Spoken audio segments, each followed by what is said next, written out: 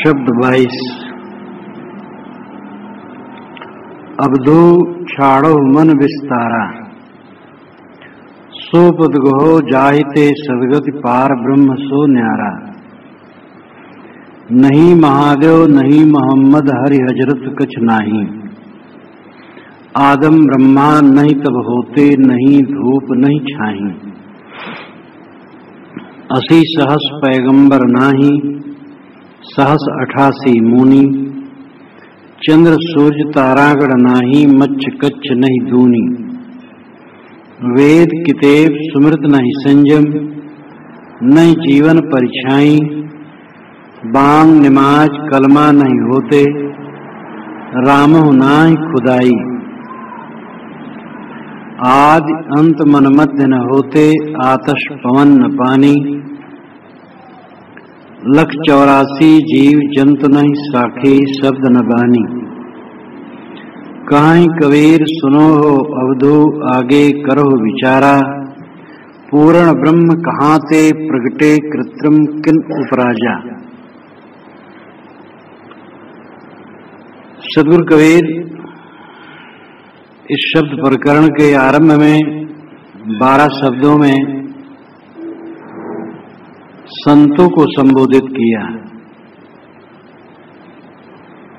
उसके पश्चात उन्होंने राम रमैया राम मनुष्यों को संबोधित किया है। सामान्य मनुष्यों को। यहां से वह अवधू को संबोधित करते हैं। अवधू का शुद्ध रूप है अवधूत। अवधूत का मतलब है सन्यासी, त्यागी, विरक्त। साहब कहते हैं जब तुम अवधूत हो, सब कुछ के त्यागी हो, तो छाड़ो मन विस्तारा, मन का विस्तार भी छोड़ो। मन का विस्तार ही भवसागर है और मन का सिमटाना ही मोक्ष है। मन का विस्तार का मतलब संसार, मन का निर्वीज हो जाना, शांत हो जाना, उसका मतलब अपने आप रह जाना। मन का विस्तार ही भवसागर है। मन का विस्तार छोड़ो, मन की कल्पना छोड़ो। सो पद गोहो जाहिते सदगति। साहब कहते उस पद को गोहो, उस दशा को गोहो, उस स्वरूप को गोहो, उस स्वरूप में स्थित हो जिससे सदगति हो। गति में सद विशेषण, गति कहते ज्ञान को, गति कहते हैं मोक्ष को, गति कहते हैं गमन को, चलने को। गति के कई अर्थ होते हैं। यहाँ गति अंतिम दशा मोक्ष, सदगति अच्छी गति, अच्छी दशा, अच्छी स्थिति। ऐसा पद ग्रहण करो, ऐसी दशा ग्रहण करो जिससे तुम्हारी सदगति हो, मोक्ष हो। पार ब्रह्म सो न्यारा, वह माने गए पार ब्रह्म से भी परे। पार ब्रह्म का शुद्ध शब्द पर ब्रह्म। पर ब्रह्म का मतलब है उच्चतम ब्रह्म, अंतिमी सत्यता। तो जो तुम पार ब्रह्म माने हो मन से, वास्तविक पद उससे भी ऊंचा है। यहां यह अर्थ किया जा सकता है पार ब्रह्म सो न्यारा, सो वह जो पार ब्रह्म है सबसे न्यारा है, उसमें स्थित हो। लेकिन अंतिम पंक्ति में सद्गुरु ने कहा पूर्ण ब्रह्म कहां से प्रकटे, तुम्हारा पूर्ण ब्रह्म कहां से प्रकट हुआ, कृत्रिम किन उपराजा। ये पूर्ण ब्रह्म अगर तुम्हारा माना हुआ है तो कृत्रिम है। कृत्रिम का मतलब बनावटी है। इसको किसने पैदा किया। इसलिए यह पार ब्रह्म विधेयात्मक नहीं, खंडनात्मक है। यह वह पार ब्रह्म है जो मन का कल्पित है। सद्गुरु कहते हैं कि तुम अवधूत हो, त्यागी हो, तो त्याग दो मन के विस्तार को। और जो मन से ब्रह्म की कल्पना करते हो वो भी मन का विस्तार है। ब्रह्म के विषय में हम 3 व्याख्या कर सकते हैं। अद्वैत वेदांतियों की दृष्टि से ये सारा जड़ चेतन ब्रह्म है। ये जो कुछ दिखाई देता है सब ब्रह्म है। जगत और ब्रह्म अभिन्न है। तुम्हें या जगत सब, तू है जगत माई, तुम्हें और जगत में भिन्नता कहाँ रही। भूमि ही ते भाजन अनेक विधि नाम रूप, अंत में विचार देख वह एक है मैं। जल के तरंग फेन बुदबुदा अनेक बात, अंत में विचार देख वह जल है सही। जेते महापुरुष हैं सबको सिद्धांत एक, सुंदर अखिल ब्रह्म अंत वेद यूं कही। मिट्टी और मिट्टी से बने बर्तन, पानी और पानी का बुदबुदा, सोने और सोने से बने गहने एक हैं। इसी प्रकार ब्रह्म और ब्रह्म से आभासित जगत एक है। ब्रह्म और जगत तो नहीं। ये जगत ब्रह्म है, ब्रह्म जगत है।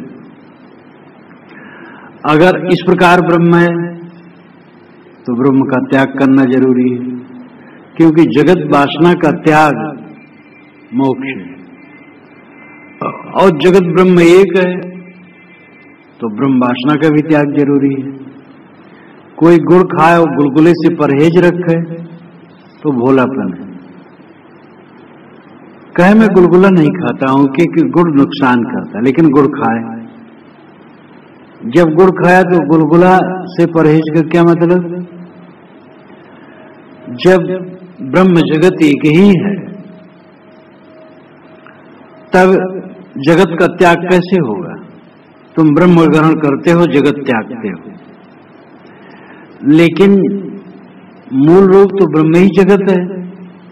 जब ब्रह्म को नहीं त्यागते हो तो जगत का त्याग कहां होगा, क्योंकि ब्रह्म अधिष्ठान है, जगत अधिष्ठेय। अधिष्ठेय जो स्थिर रहे और अधिष्ठान जो स्थिर करे, तो ब्रह्म अधिष्ठान है, जगत अधिष्ठेय है। तो जगत तो छोड़ दिए, अधिष्ठान को छोड़े ही नहीं। तरंग छोड़ दिए, पानी छोड़े ही नहीं। बर्तन छोड़ दिए, मिट्टी छोड़े ही नहीं। गुलगुला छोड़ दिए, गुड़ छोड़े ही नहीं। तो अगर ब्रह्म और जगत एक है तो जगत का त्याग और ब्रह्म का त्याग एक ही बात है। जगत का त्याग करो, ब्रह्म का न त्याग करो तो इसका कुछ मतलब नहीं। ब्रह्म का त्याग किए बिना जगत का त्याग होगा ही नहीं, क्योंकि ब्रह्म ही जगत है, जगत ही ब्रह्म है। तो ये परिभाषा ब्रह्म की बढ़िया नहीं, बहुत गलत है। दूसरी परिभाषा है कि ब्रह्म मन वाणी से परे और हमसे भी परे। ब्रह्म हमसे परे है, मन वाणी से परे है। अब अगर हमसे परे हो, मन वाणी से परे है, तो कब मिलेगा। और वो हमारे मन की कल्पना है, अमूर्त कल्पना है। जगत मूर्त कल्पना है और वो अमूर्त कल्पना है। मूर्त यानी जो आकार में, जगत ब्रह्म है, ये मूर्त कल्पना है। और निराकार निर्गुण कहीं ब्रह्म है जो मुझसे दूर अदेख अलेख है, ये अमूर्त कल्पना है। तो ऐसे ब्रह्म का भी त्याग करना होगा, क्योंकि जो मन वाणी से परे और हमसे भी परे है, तो हमें मिलेगा कब। संसार से हमें कुछ भी पाने का साधन 5 ज्ञानेंद्रिय और छठा मन है। 5 ज्ञानेंद्रिय और छठा मन से जो नहीं प्राप्त होता है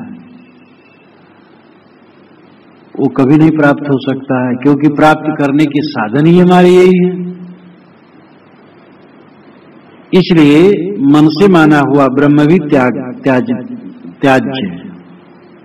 तीसरी परिभाषा ब्रह्म की है कि स्वयं स्वरूप ही ब्रह्म है, प्रज्ञानम ब्रह्म, अयम आत्मा ब्रह्म, तत्वमसि, तू ही है वो। ये परिभाषा बढ़िया है। जो अपना आपा है, अपना सत्व है, मेरा होना है, यही परम सत्ता है। और जो मेरा अपना होना है, मेरी अपनी दशा है, मेरी अपनी चेतना है, इसी को ब्रह्म कहा जाए कोई हर्ज नहीं। और ये मन की कल्पना नहीं है, तो मन का कल्पक है, ये भी मन वाणी से परे है, लेकिन मन वाणी का प्रेरिता और दृष्टा मैं ही तो हूं। तो जो अंतिम परिभाषा ब्रह्म की है ये वास्तविक है। सद्गुरु कबीर यही मानते हैं और उसको जीव चेतन हरि राम ब्रह्म भी कह देते हैं। तो निज स्वरूप ही ब्रह्म हो सकता है, न जगत ब्रह्म हो सकता है, न मन का कल्पित ब्रह्म हो सकता है। साहब कहते हैं अवधूत छाड़ो मन विस्तारा, अय अवधूत, अय सन्यासी, अय त्यागी, मन का विस्तार छोड़ दो। जगत ब्रह्म है ऐसा अगर कल्पना करते हो तो ये भी तुम्हारे मन की कल्पना है, और कहीं निराकार निर्गुण तुमसे अलग कहीं ब्रह्म है तो ये भी तुम्हारे मन की कल्पना है। इसलिए उस कल्पना को छोड़ दो। जितने साधक और ज्ञानी हैं जिस मत के लोग, प्राय सब मानते हैं इच्छा का त्याग जीवन मुक्ति है, संकल्पों का त्याग समाधि है। जिस समय संकल्पों का पूर्ण त्याग हो जाता है वो समाधि, और इच्छा का त्याग जीवन मुक्ति है। संकल्पों का त्याग विशेष अवस्था में होता है, अभ्यास काल में, और खाते पीते उठते बैठते काम धंधा करते समय संकल्पों का त्याग नहीं होता है, लेकिन इच्छा का त्याग सब समय होता है। विवेकवान स्थितवान वही है जो इच्छा का त्याग सब समय रखता है, विषयों की कोई इच्छा नहीं, जो मिलता है छूट जाता है, इसकी क्या इच्छा करना। तो इच्छा का त्याग जीवन मुक्ति है, संकल्पों का त्याग समाधि है, ये सब मानते हैं।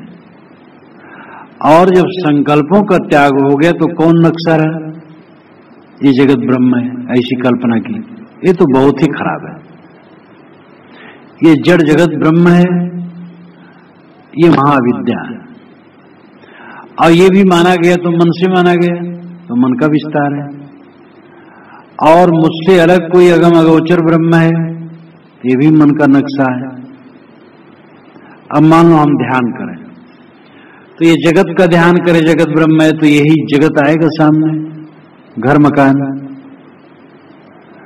और अगर किसी सगुण देहधारी का ध्यान करें तो उसका हाथ पैर आएगा। अगर हम किसी निराकार का ध्यान करें तो आकाश बादल आएगा, निराकार तो आएगा नहीं। ये सब मन का विस्तार होगा। लेकिन जब संकल्पों को ही छोड़ देंगे तो मन का विस्तार खत्म है। ना साकार को मन में जमाना है, न निराकार को, न सगुण को, न निर्गुण को, न जगत को, और न जगत से परे किसी तत्व को। जो कुछ भी तुम नक्शा बनाओगे मन में, वो मन का विस्तार होगा। अगर सोचो 4 भुजा वाला हाथ, 8 भुजा वाला, 1000 भुजा वाला है, तो एक नक्शा है मन का। अगर सोचो निराकार है तो निराकार की कल्पना भी एक नक्शा है। जहां तक मन चलता है नक्शा है, जब मन समाप्त हो जाता है तो नक्शा खत्म हो गया, विस्तार खत्म हो गया। संकल्पों का त्याग समाधि, और यही सच्ची स्थिति है। कोई नक्शा बनाओगे तो तुम्हारे मन का विस्तार है। साहब कहते हैं अवधूत छाड़ो मन विस्तारा, अय अवधूत, अय त्यागी, मन का विस्तार छोड़ दो।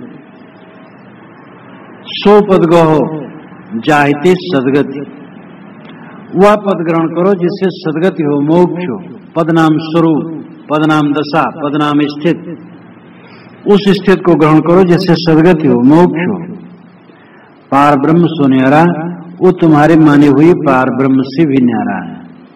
अगर पार ब्रह्म ये जगत है, अगर पार ब्रह्म मेरी आत्मा से अलग कोई कल्पित वस्तु है, तो ऐसे पार ब्रह्म से कोई मतलब नहीं। जिसका संबंध मन से होता है वो पार ब्रह्म काम नहीं देगा। जहां मन समाप्त हो जाने पर शेष सत्ता रह जाती है, वही वास्तविकता है। अब इसके बाद साहब 8 पंक्तियों में निषेध करते हैं। नहीं महादेव, नहीं मोहम्मद, हरि हजरत कछ नहीं। महादेव नहीं, मोहम्मद नहीं, हरि नहीं, हजरत नहीं महात्मा जो मोहम्मद के लिए जोड़ते हैं या बहुत से उनके पीरों के लिए, वो नहीं। आदम नहीं जो स्वामी परंपरा के मतानुसार पहला मानव है। यहूदी, ईसाई, इस्लामी सामी कहलाते हैं। नूह नाम के एक महापुरुष हुए हैं, उनके 3 पुत्र थे, साम, हेम, एपेत। साम बड़े थे। साम के वंशज मिस्री थे और बेबीलोन और यहूदी इत्यादि लोग थे, और उन्हीं को यहूदी, इस्लामी, ईसाई कहा जाता है आज। ये सब सामी परंपरा के लोग हैं। सामी परंपरा के अनुसार आदम शुरू का आदमी है। साहब कहते नहीं आदम, नहीं ब्रह्मा। आर्य परंपरा के अनुसार मानव का प्रथम रूप ब्रह्मा है। साहब कहते वो भी नहीं। नहीं तब होते, जिस समय मन का विस्तार समाप्त हो जाता, मन ही नहीं रहता है, तो मोहम्मद नहीं, महादेव नहीं, हजरत नहीं, आदम नहीं, ब्रह्मा नहीं, धूप नहीं, छाई नहीं, 80,000 पैगंबर नहीं, 88 मुनि और 88,000 मुनि नहीं, चांद सूर्य तारागण नहीं, मच्छ कच्छ नहीं दूनी, मत्स्य अवतार, कच्छपा अवतार, ये दूनी दोनों नहीं। और इसके साथ समझ लो समस्त अवतार नहीं।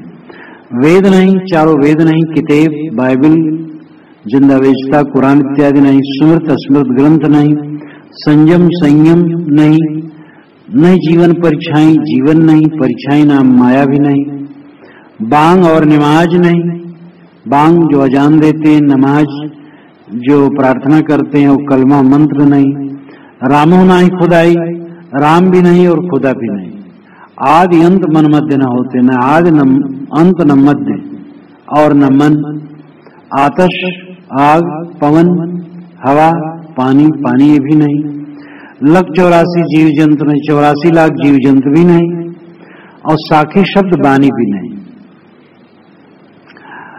साहब शुरू करते हैं महादेव से, अंत करते हैं बानी से। नहीं महादेव और साखी शब्द न बानी, महादेव और बानी, इसके बीच में बहुत नाम लेते हैं, और ये नाम भी लाक्षणिक है। इतने नहीं, पूरा विश्व ब्रह्मांड, ये सब कुछ नहीं। जब मन का विस्तार खत्म हुआ तो कुछ नहीं। तुम अहंकार गांठे बैठे हो, पूंछ पकड़ बैठे हो, कहीं महादेव का, कहीं मोहम्मद का, और कहीं वेद का, कहीं सुमृत का, कहीं बांक का, कहीं नमाज का, कहीं कुछ का पूंछ पकड़ बैठे हो। यही सब कुछ है, दूसरा झूठ है। साहब कहते सब कुछ नहीं। जहां मन का विस्तार खत्म हुआ, सब खो गया, कुछ भी याद नहीं रहता। तो ये सब परम तत्व नहीं है, ये सब तो मन के विस्तार है। मन के विस्तार छोड़ो। कहीं कबीर सुनो अब्दू, आगे करो विचारा। साहब कहते हैं अय अब्दू, अब आगे विचार करो। तुम पूर्ण ब्रह्म कहां थे प्रगटे? जब मन का विस्तार शांत हुआ, मन नहीं रह गया, तब अब आगे कौन सा पूर्ण ब्रह्म प्रकट होगा? मन समाप्त होने के पश्चात कौन से ब्रह्म का नक्शा तुम बनाओगे?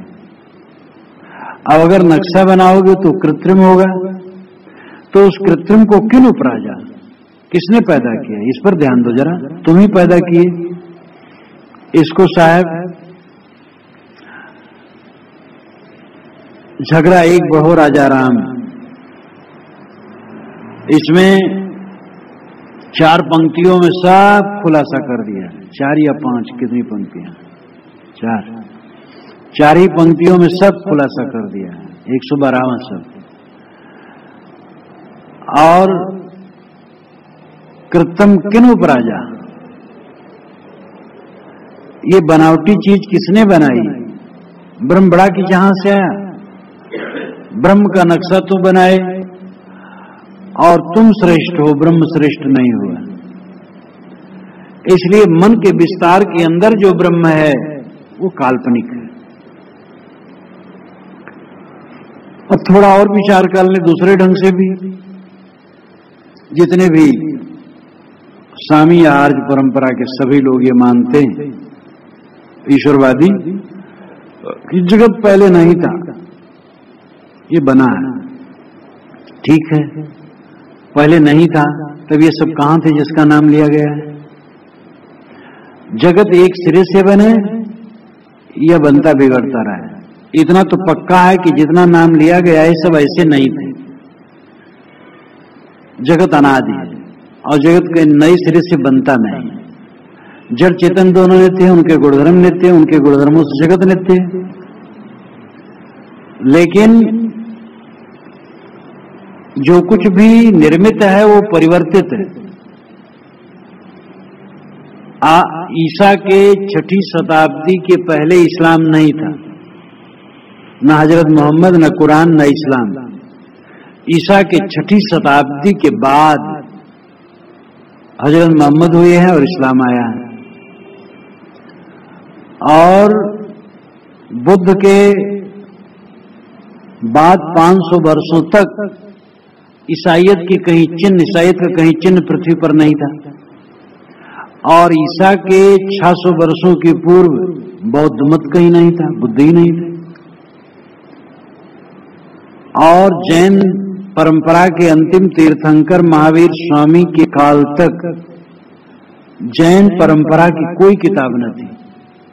महावीर स्वामी के बाद जैन की किताब बनने लगी। और बुद्ध के 100, 200, 300 वर्ष के पूर्व हिंदू धर्म कहीं नहीं था, हिंदू शब्द ही नहीं था। ईरान वालों ने सिंध नदी को हिंद नदी और इधर के लोगों को हिंदू कहा, तब से हिंदू और हिंद प्रचलित हुआ। इराक वाले जब यूनान वाले आए, महान सिकंदर जब आया, उसके विद्वान आए, तो उन्होंने इस देश को इंडिया कहा, हम लोगों को इंडियन कहा, हमारे पूर्वजों को। तो हिंदुस्तान, हिंद, हिंदू ईरान वालों ने शब्द दिया और इंडिया इंडियन यूनान वालों ने दिया। तो ये सब कहां थे? बांग, नमाज, कलमा कहां थी? राम राम जब ईसा की 1000 वर्ष के बाद आरंभ हुआ। पूरी वाल्मीकि रामायण में कहीं नहीं लिखा है कि राम नाम जपो। राम नाम जप और राम की कथा कीर्तन करके मोक्ष होता है, वाल्मीकि रामायण में कहीं नहीं। ईसा के 1000 वर्ष बाद राम नाम जप आरंभ हुआ है। कृष्ण नाम जप उसके पहले से था, लेकिन 2500 वर्ष के पूर्व कृष्ण नाम जप भी नहीं था। बांग और नमाज और कलमा आज से 1400 वर्ष पूर्व नहीं था। तो ये सब तो जितने हैं ये बीच की चीजें हैं। तो इसमें एक ही चीज को पकड़ करके बैठ जाना कि यही स्वर्ग का रास्ता, मोक्ष का रास्ता, और दूसरा काफिरों और नास्तिकों का रास्ता है, ये कितनी संकुचितता है। साहब कहती ये बात गलत है, विवेक करो और ये विचार करो कि मन का विस्तार, सब ये मन का विस्तार है। अब हम पूर्व स्थान पर आ जाए, ये मन का विस्तार छोड़ो।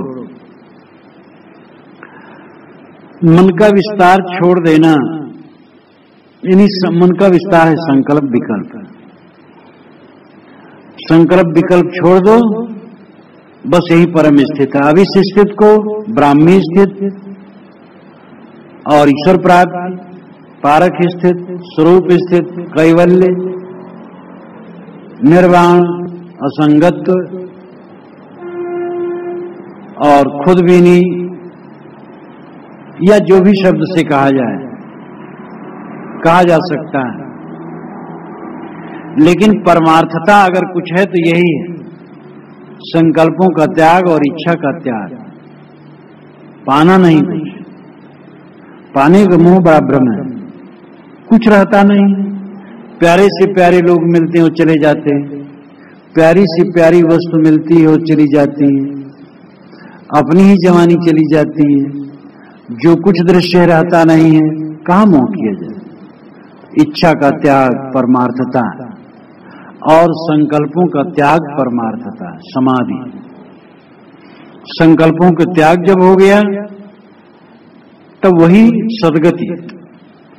और ये माने गए परब्रह्म से अलग है, क्योंकि मन से कल्पना करके परब्रह्म माना गया। जगत रूप ही परब्रह्म मान लिया गया, मन की कल्पना है। और कहीं अलग अपने से मान लिया गया कोई निराकार निर्गुण, वो भी मन की कल्पना है। और मन जब निर्विकार हुआ, संकल्पहीन हुआ, तो न जगत रहा, न मन का माना हुआ अलग का ब्रह्म रहा, सारा नक्शा खत्म, और बस साक्षी मात्र ज्ञान मात्र स्वयं शेष रहा। और यही उच्च पद है, और इसी में स्थित होना सद्गत को प्राप्त करना। शब्द 23। अवधू कुदरत की गति न्यारी, रंक निवाज करे वह राजा, भूपति करे भिखारी। याते लोग हरप ना लागे, चंदन फूल न फूला। मच्छ शिकारी रमे जंगल में, सिंह समुद्र ही झूला। रेत रूख भये मलयागिर, 34 फूटी बासा। 3 लोग ब्रह्मांड खंड में, अंधरा देखे तमाशा। पंगा मेर सुमेर उलंघे, त्रिभुवन मुक्ता डोले। गूंगा ज्ञान विज्ञान प्रकाशे, अनाथ बानी बोले। आकाशें बात पतालें पठवे, शेष स्वर्ग पर राजे। कहें कबीर राम है राजा, जो कुछ करे सो छाजे। अवधूत कुदरत की गति न्यारी। अय अवधूत, अय सन्यासी, अय त्यागी, कुदरत की गति न्यारी है, विलक्षण है। कुदरत कहते हैं प्रकृति को। यहाँ कुदरत का अर्थ ब्रह्मांडिक प्रकृति नहीं, किंतु मनुष्य के मन की माया। माया कुदरत है। मनुष्य के मन का मोह अज्ञान अविद्या ही कुदरत है, और इसकी गति विलक्षण है।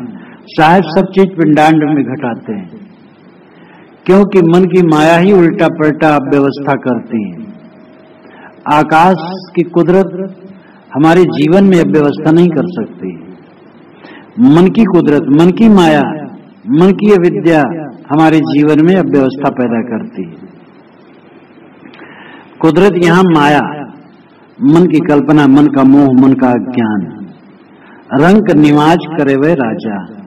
रंक नाम गरीब, निवाज नाम दया करने वाला। निवाज प्रायः संयुक्त शब्द में प्रयुक्त होता है पीछे, जैसे गरीब निवाज। तो गरीब निवाज, गरीब पहले है, निवाज पीछे है। गरीब निवाज का अर्थ होता है गरीब पर कृपा करने वाला। ऐसे रंक निवाज, ये रंक निवाज अलग अलग तो है, लेकिन ये संयुक्त पद समझ लो। रंक पर निवाज करने वाला, गरीब पर कृपा करने वाला, रंक निवाज करे वह राजा। वह जो कुदरत है, माया है, वह रंक पर कृपा करके राजा बना देती है, और भूपत करे भिखारी, और भूपत को भिखारी बना देती है। ये पत्थर, पेड़ पौधे रंक है, और इनको राजा बना दिया। इसके सामने घुटने टेक टेक करके लोग वंदना करते हैं। पत्थर की पिंडी गढ़ी गई, छिली गई, संवारी गई, स्थापित कर दी गई, पांव प्रतिष्ठा कर दी गई। अब उसके सामने घुटने टेकते हैं और रगड़ते हैं, नाग भोग मोक्ष पाना चाहते हैं। तो क्या ये पत्थर की पिंडी, पानी, चांद, सूरज रंग, लेकिन मन की माया ने इनको राजा बना दिया। और भूपत करे भिखारी, जीव भूपति है, ये मनुष्य राजा है, सारे ज्ञान विज्ञान का दाता है, इसको भिखारी बना दिया।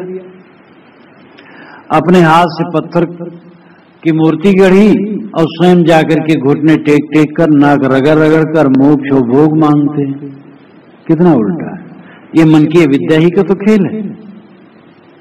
याते लोग हरफ ना लागे, याते इसीलिए लोग, संसार के लोग हरफ ना लागे। हरफ नाम अक्षर, अक्षर से अभिप्राय है शब्द, वाणी, ज्ञान, उपदेश। इसीलिए लोग यथार्थ उपदेश में नहीं लगते। लगती, याते लोग हरपना लागे। उल्टी बुद्धि होने की वजह से लोग सत्योपदेश में नहीं लगते, सत्योपदेश नहीं ग्रहण करते। चंदन फूल न फूला, चंदन में फूल नहीं खिलते हैं, कहते लाल चंदन में फूल खिलते हैं, मलयगिर जो मुख्य चंदन है शायद उसमें न खिलते हो। चंदन यहाँ चैतन्य है, चैतन्य में सद्गुण नहीं खिला, इन्हीं चैतन्य मनुष्य चैतन्य है, चंदन है, और ये सद्गुण इसमें नहीं खिले, क्योंकि अविद्या उल्टी बुद्धि होने की वजह से लोग हरप में नहीं लगे, उपदेश में नहीं लगे, और मनुष्य रूपी चंदन में फूल नहीं खिला, सद्गुण नहीं आए, कल्याण नहीं कर सका। मच्छ शिकारी रमे जंगल में, मछली ये शिकारी बन गई और जंगल में घूमने लगी, शिकार करने लगी, और सिंह समुद्र में झूलने लगा। सिंह तो जंगल में रहता है और मछली समुद्र में रहती है, और मछली बहुत दीन प्राणी है, लेकिन साहब कहते नहीं, मछली जंगल में घूमती है धन्ना बांध लिए सिंह को मारने के लिए, और सिंह बेचारा जंगल से भाग करके समुद्र में कूद गया। ये व्यंग है। मच्छ माया है, मन का मोह, मन का अज्ञान। ये संसार जंगल में मानो घूम रही है माया, और सिंह जो जीव है वो भ्रम के समुद्र में झूल रहा है। अर्थ है मन के मोह ने, मन के अज्ञान ने सिंह जीव को भ्रम समुद्र में डाल दिया है। ये हमारे मन का मोह जीव को पतित कर दिया गया, हमारा ही पतन कर दिया। कबीर माया राम की चढ़ी राम पर कूद, हुकुम राम का मेट के भई राम ते खूद।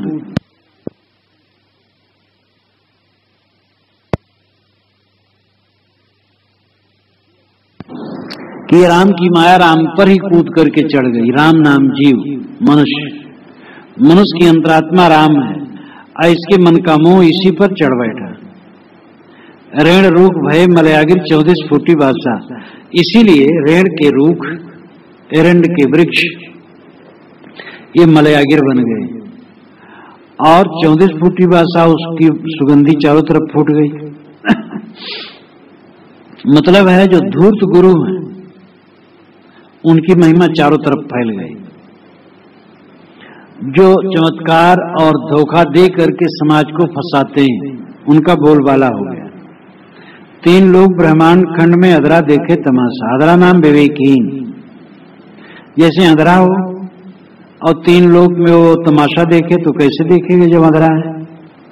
साहब कहते जो विवेकहीन है वो मंत्र तंत्र के बल पर तीनों लोक में तमाशा देखते हैं। वो कहते हैं हम बिना आंख के सारे संसार को सिद्धि के बल से देखते हैं। तो 3 लोग ब्रह्मांड खंड में अधरा देखे तमाशा। पंगा मेर सुमेर उल्लंघ, पगला मेर सुमेर को उल्लंघन कर देता है, बड़े बड़े पर्वतों को लांघ जाता है। त्रिभुवन मुक्ता डोले, और मुक्त होकर के स्वतंत्र होकर के त्रिभुवन में डोलता है। ये अविद्या वेष्टित मन की दशा है। जो अविद्या में डूबा मन है ये पंगला होते हुए भी मेर सुमेर उल्लंघता है। ये माया ही के कारण, मोही के कारण तो मन उछलता रहता है और आकाश पाताल नापता रहता है। त्रिभुवन मुक्ता डोले, मुक्तानी स्वतंत्र होकर त्रिभुवन में डोलता है। त्रिभुवन को मतलब तीनों लोग का मतलब है मध्य और ऊपर और नीचे। जहां मनुष्य रहता वही मध्य है, और उसका ऊपर का स्वर्ग है और नीचे का पाताल है। और ये 3 त्रिभुवन और 3 लोग कह देने मतलब पूरा संसार हो जाता है। तो ये मन तीनों लोक में पूरे संसार में भटक रहा है इसी विद्या के कारण। गूंगा ज्ञान विज्ञान प्रकाश है अनाथ बानी बोले। जो गूंगा है वो ज्ञान विज्ञान का प्रकाश करता है और अनाथ बानी बोलता है। अनाथ बानी नाम बेसीमा की बानी बोलता है। गूंगा विवेकहीन है, जो विवेकहीन है वही मानो गूंगा है, और विवेकहीन आदमी ही ज्ञान विज्ञान के प्रकाश करने लगे। जड़ चेतन का विवेक नहीं, आत्मा आत्मा का विवेक नहीं, खाद्य खाद्य का विवेक नहीं, लेकिन अनहद बानी बोलने लगे, बेशुमार उपदेश करने लगे। ये विद्या माया का ही प्रकोप है। आकाश में बात पताले पटवे शेष स्वर्ग पर राजे। आकाश को बांध के पताल में भेज दिया गया और शेष जी जो पृथ्वी को रखे थे अपने सिर पर, पताल में थे, वह स्वर्ग में चले गए। ये भी उल्टा हुआ। मतलब है कि इस अविद्या के परिणाम में ये हुआ कि जो ऊपर रहने वाली चीजें वो नीचे चली गई, नीचे ऊपर चली गई। जो प्रतिष्ठा योग्य थे उनकी प्रतिष्ठा नहीं हो रही है, और जो प्रतिष्ठा योग्य नहीं थे उनकी प्रतिष्ठा होने लगी। जो धूर्त है देखो उनकी प्रतिष्ठा, वो भभूत देते हैं, अंगूठी की नग बताते हैं, ग्रह दशा लगन मुहूर्त बताते हैं, भविष्य बताते हैं, तंत्र मंत्र करते हैं। ऐसे धूर्तों को तो जेल में भेजना चाहिए। समाज को गुमराह करने वाले हैं, बेवकूफ बनाने वाले हैं, लेकिन वो पूजे जाते हैं। अच्छे अच्छे पंडितों, विद्वानों, जजों, प्रोफेसरों, डॉक्टरों, इंजीनियरों और नेताओं द्वारा ही पूजे जाते हैं।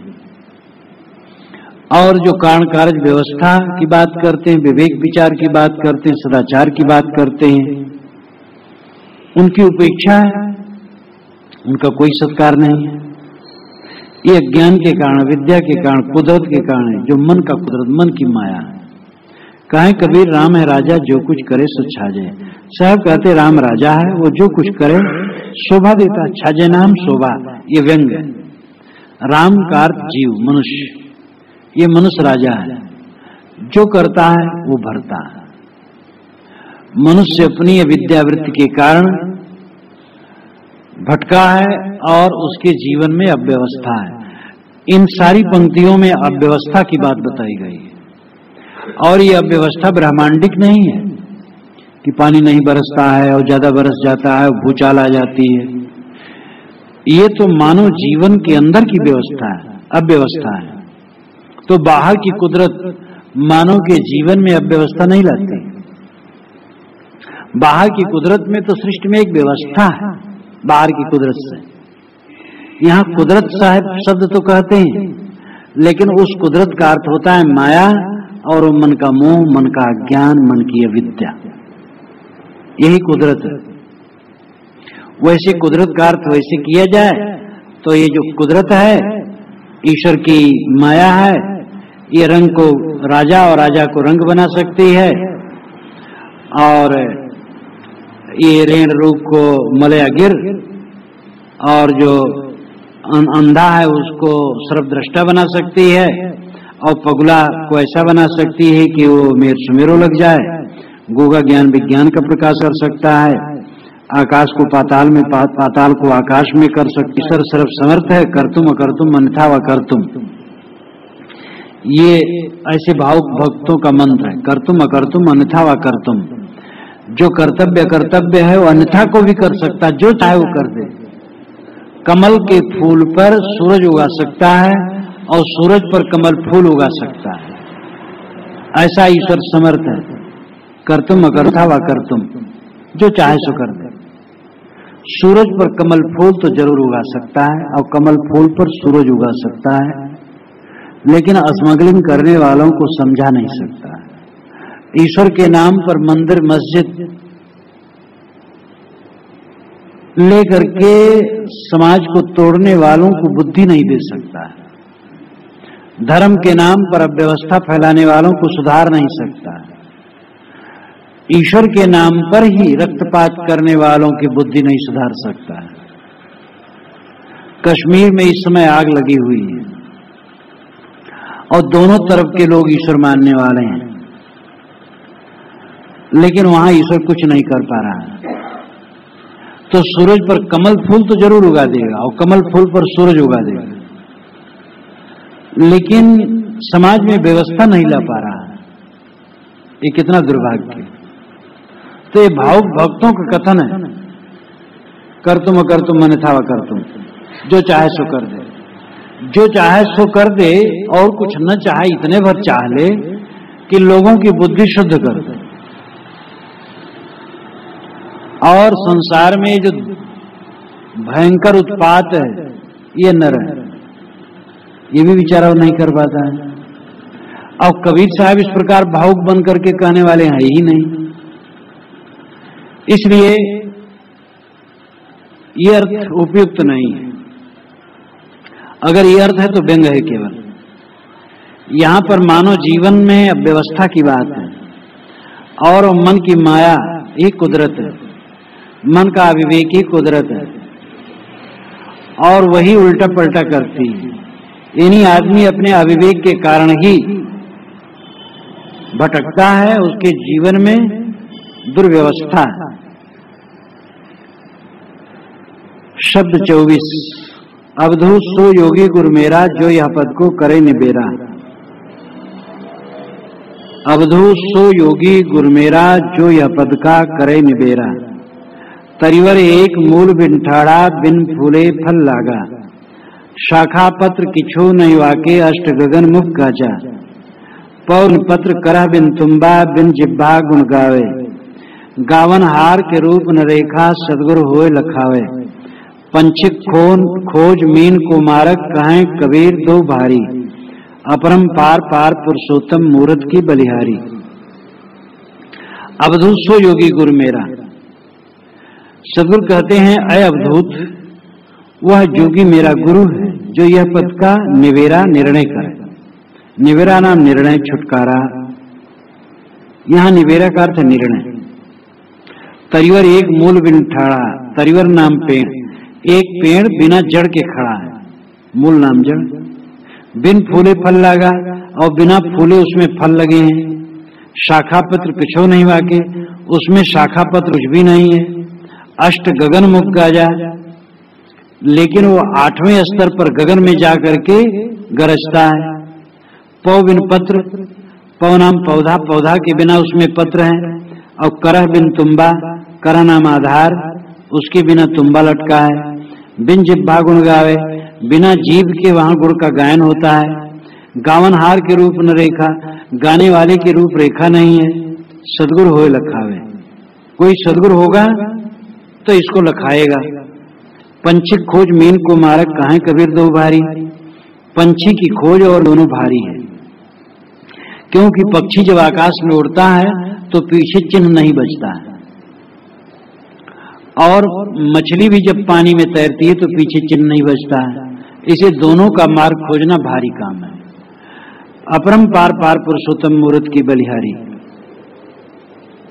अवधूत सो योगी गुरु मेरा जो यह पद का करे निबेरा। यह पद योग का विषय है। यहाँ साहब अवधूतों को संबोधित करते हैं। अयोगी अवधूतों, इस पद का निर्णय करो। एक पेड़ है जो बिना जड़ के खड़ा है और बिना फूले फल लगा है। वो पेड़ है पीठ की रीढ़, पीठ की जो रीढ़ है गुरियादार, और नीचे नितंब से लेकर के पीछे और ऊपर यहाँ खोपड़ी तक पहुंची। ये मेरुदंड, इसको कहते हैं मेरुदंड। ये बिना जड़ के ये पेड़ खड़ा है, ये कहीं गाड़ा गया थोड़े, कोई जड़ थोड़े, लेकिन ये पेड़ पूरा खड़ा है, गुदा से लेकर के ब्रह्मांड तक, खोपड़ी तक। तरिवर एक मूल बिन ठाड़ा, बिन फूले फल लगा। इसमें कोई फूल नहीं खिले लेकिन फल लगे, 8 फल लगे। मूलाधार, स्वादिष्ठान, मणिपुर, अनाहत, विशुद्धि, आज्ञा, सहस्रसार, सुरत कमल, ये 8 चक्र, 6 चक्र मुख्य हैं, लेकिन उसके पश्चात सहस्रसार, सहस्रदल कमल है, और उसके ऊपर सुरत कमल है। तो ये 8 चक्रों का फल लगा हुआ है उसमें। हठ योगियों की साधना का ये विषय है। शाखा पत्र किछो नहीं हुआ। साहब कहते इसमें शाखा पत्र कुछ नहीं, इसमें कोई डाली नहीं, कोई पत्ते नहीं है। अष्ट गगन मुख गाजा, ये अष्ट कमलों के ऊपर जो गगन आकाश है, उस मुख पर यानी उस सिरे पर गर्जना होती है। जब योगी प्राणायाम साध करके, कुंडलनी जागृत करके, मूलाधार से सांस को उठाकर मणिपुर, अनाहत, विशुद्धि, आज्ञा, चक्र इत्यादि को वेदते हुए सहस्रार में जाता है, फिर स्रोत कमल में पहुंचता है तो उसके ऊपर आकाश में और स्रोत कमल के भी ऊपर, मुख का मतलब है वो अस्रा भाग, वहां गर्जना होती है, अनाहद नाद उठने लगता है। जब योगी प्राणायाम द्वारा, कुंडलनी जागृत द्वारा सांस को ऊपर ले जाकर के 6 कमलों 8 कमलों को वेद कर ब्रह्मांड में पहुंचता है, तो वहां अनाहत बाजा रहलपुर, तहां पुरुष 72 खेले धूर। माया देख कस रहे हो फूल, जैसे वनस्पत रही है फूल। साहब कहते माया देख के क्या बोल रहे हो, ये सब माया मोह है, ये सब तत्व प्रकृति का बाजा है, इसमें मत बोलो। साहब मालूम होता है सब साधन किए थे और करके तब खंडन किया था। डॉक्टर जय प्रसाद द्विवेदी ने भी लिखा है कि कबीर ने डट करके हठयोग साधा और उसकी निस्सारता देख करके उसका खंडन किया। कबीर वैसे नहीं थे कि ईश्वर दर्शन के लिए नाक कटा लिया तो नहीं दर्शन होते, तब भी कहे हाँ दर्शन होता है, तो कह देने वाले थे नहीं दर्शन होता, और उन्होंने झाड़ दिया, हठयोग का खंडन कर दिया। तब जब उनकी पुस्तक का प्रकाशन हुआ तो महान विद्वान वाराणसी के डॉक्टर शंपूर्णानंद, जो राजनीति में बहुत आगे थे और विद्वान, वेदज्ञ विद्वान और योगी, तो उन्होंने लिखा है तुम क्या लिख रखे हो, कबीर ने योग का खंडन किया है। तो द्विवेदी जी ने कहा बाबूजी मैं क्या समझ सकता हूं, जितना समझा उतना कहा, क्योंकि संपूर्णानंद के आगे हजारी प्रसाद द्विवेदी यही कहना उचित समझे। संपूर्णानंद एक बहुत बड़ी हस्ती रही, लेकिन सच थे द्विवेदी जी। कबीर साहब ने हठ योग का खंडन किया है, हठ योग को साधा है लगता है, उनकी वाणी से लगता है कि साधा है। अब कुंडलनी कहीं नहीं है, कुंडलनी चर्चा इतनी है कि हद है, लेकिन देह में ऑपरेशन करके देख डालो कहीं कुंडलनी नहीं। और षटचक्र जो कहते हैं दंड में, वो भी कहीं नहीं है। और उसमें जो 7 समुद्र का वर्णन है, पजग्रंथी में ये सब वर्णन देखो, खूब विवरण है। पजग्रंथी तो पढ़ने योग्य पुस्तक है इन सब बातों के लिए। 7 समुद्र है, वो समुद्र के कहीं पता नहीं है। तो हठ योगियों की कल्पना, और कल्पना के आधार पर वे योग साधते हैं। तो अष्ट गगन मुख गाजा, इन्हीं 8 कमलों के ऊपर गगन नाम आकाश में, ब्रह्मरंध्र में, मुख नाम उत्तरी भाग में गाजा गर्जना होती है। पौ बिन पत्र करा बिन तुम्बा, पौ के बिना पत्र है, पौ नाम पौधा के बिना पत्र है। सहस्रदल कमल, सुरत कमल, ये पौधा के बिना ही वो पत्र है। करा बिन तुम्बा, करा नाम आधार, तुम्बा तुमड़ी, खोपड़ी, ये खोपड़ी का जो अंदर भाग है वो तुम्बा है। में तुम्बा लगा रहता तो बचता है, तैसे खोपड़ी में नाद बचता है। बिन जिह्वा गुण गावे, बिना जीव के वहां गुणगायन होता है। अनाहत नाद में कोई जीव थोड़े, अनाहत नाद बचता है, बिना जीव के बचता है। साहब कहते गावनहार के रूप न रेखा, वो गाने वाले की रूप रेखा नहीं, वो तो अनाहत ध्वनि। जब योगी सब तरफ से वायु समेट लेता है, तब वहां पर पहुंच करके अनाहत नाद उठता है, ज्योत प्रकाश होता है। अपरंपार पार पुरुषोत्तम मूर्त की बलिहारी वही है कि वहां जो ज्योति है वो अपरंपार पार पुरुषोत्तम है, उस मूर्त की बलिहारी है। बलिहारी नाम निछावर है उस पर। जब हठ योगी लोग प्राण को ब्रह्मांड में ले जाते हैं, वहां अनाहत नाद बजता है और ज्योत के दर्शन होते हैं, तो समझते हैं कि हम ब्रह्म को पा गए। साहब कहते हैं पंचिक खोज मीन को मारक, काहे को विरद उभारी। पपीलका मार्ग, विहंगम मार्ग, मीन मार्ग, ये 3 मार्ग है साधना में। पपीलका मार्ग, मंद मार्ग। पपीलका नाम चीटी, चीटी धीरे धीरे चलती, जिनकी साधना धीरे धीरे है वो पपीलका मार्ग में। और विहंगम मार्ग, विहंगम नाम पक्षी, फर दे उड़ा, एक पेड़ से दूसरे पे जाके बैठा, या उड़ता गया मीलों एकदम फर फर फर फर, ऐसा कुछ साधन फर फर फर फर साधन करते, जल्दी जल्दी आगे बढ़ते जाते। मीन मार्ग में एक विशेषता और है। मीन जब चलती मछली तो उसके पीछे चिन्ह नहीं पड़ता है, जैसे पक्षी जब चलता है तो उसके पीछे भी चिन्ह नहीं पड़ता है। लेकिन मीन धारा के उल्टे चलती है। अगर धारा पूरब को बह रही तो मछली उधर से आती है, उसको डर है कि इधर हमें फंसाने वाले होंगे। कहीं भी जहां पानी की धारा लोग रोक करके मछली मारते हैं तो वहां भी मछली उल्टे भागती है। तो मछली पानी के उल्टे बहने की क्षमता रखती है। वह साधक विशेष बलवान है जो विषय वासनाओं की धारा से उलट करके चलते हैं, विषय के साथ नहीं चलते हैं। ये मीन मार्ग है। पपीलका मार्ग, विहंगम मार्ग, मीन मार्ग, ये 3 मार्ग हैं। पपीलका मार्ग से आगे बढ़ो, विहंगम मार्ग में, फिर मीन मार्ग में पहुंचो, विषय वासना से उल्टे चलो। साहब कहते कहीं कबीर दो भारी। पपीलका मार्ग तो साधारण मार्ग, इसलिए साहब यहां नाम नहीं लिए। विहंगम मार्ग और मीन मार्ग ये दोनों भारी। विहंगम मार्ग एकदम उड़ जाना, मीन मार्ग पानी के एकदम उल्टे चलना। दोनों मार्गों में पीछे चिन्ह नहीं पड़ता है, इसलिए साधक को अपना चिन्ह स्वयं बनाना पड़ता है। तुम किसी गुरु, किसी जीवन मुक्त के पद चिन्हों पर चलते हो, इसका मतलब ये कि निर्देश से चलते हो। उनके अनुभव का तो कोई चिन्ह पर बचता नहीं है। एक कृतार्थ पुरुष है जिसका मन शांत है, इच्छा जित है और संकल्प जित है, उसकी स्थिति दिव्य है, लेकिन उसके पीछे कोई सड़क नहीं बनती, कोई चिन्ह नहीं पड़ता है। जैसे मीन मार्ग, मीन के चलने से और पक्षी के चलने से चिन्ह नहीं पड़ता है, तैसे उस जीवन मुक्त पुरुष के चलने से कोई चिन्ह नहीं पड़ता है कि जिसका तुम साक्षात्कार कर सको। बस यही है कि उसको देखो, उलझन में नहीं, उद्वेग में नहीं, मोह माया में नहीं है, सुखी दुखी नहीं होता, प्रसन्न है, शांत है, इतना लक्षण से जान सकते हो। और उसकी दिव्य स्थिति का अनुभव तुम कैसे कर सकते हो?